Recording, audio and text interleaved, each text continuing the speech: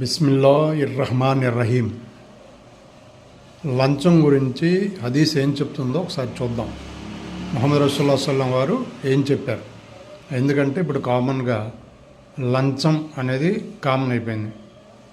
ఒకవేళ మనిషి చనిపోయినా లంచం కావాలి, మనిషి పుట్టినా లంచం. కాబట్టి లంచం అనే పదం ఈరోజు కామన్ అయిపోయింది. కాబట్టి లంచం గురించి నరక యాతన ఉంది అని చెప్పేసి ప్రవక్త వారు చెప్పడం జరిగింది. చూడండి, లంచం ఇచ్చేవారు, పుచ్చుకునేవారు ఇద్దరూ నరకాగ్నిలో విసిరివేయబడతారు అని హదీసుల్లో ఉంది. ఈ విషయం ఎక్కడ రాసి ఉంది అంటే తిబ్రానీ, లమ్ అజ్ముల్ కబీర్ అనే గ్రంథాలలో ఈ విషయాన్ని రాయటం జరిగింది.